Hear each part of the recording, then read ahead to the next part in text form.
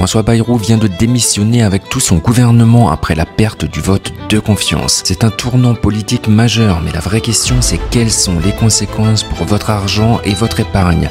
Alors restez bien jusqu'au bout car ce qui se joue aujourd'hui peut impacter directement vos finances. Et si ce contenu vous plaît, n'hésitez pas à vous abonner à Smart Nomad. Ici on parle d'investissement pour devenir libre financièrement et voyager à travers le monde.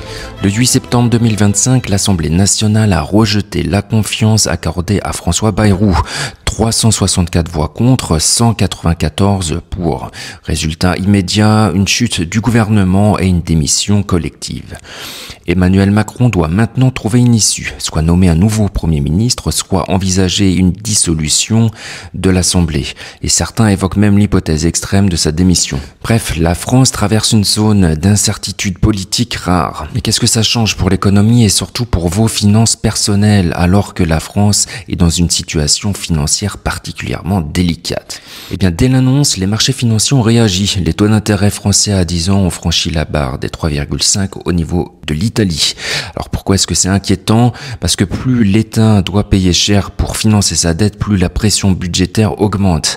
Et cette facture, tôt ou tard, retombe sur les ménages. Concrètement, 3 impacts majeurs peuvent toucher votre épargne. Premièrement, les taux variables, crédit immobilier ou prêt à la consommation indexé pourraient devenir plus coûteux. Deuxièmement, les obligations souveraines françaises. Si vous en détenez via des fonds ou des assurances vie, leur valeur peut baisser à cause de la perte de confiance des marchés. Enfin, l'attitude des ménages. Face à l'incertitude, beaucoup vont épargner davantage par précaution, freinant la consommation et ralentissant encore un peu plus l'économie, ce qui peut à terme peser sur la croissance et donc sur vos revenus futurs. En résumé, même si votre argent n'est pas directement menacé, le climat d'instabilité fragilise la sécurité de votre épargne.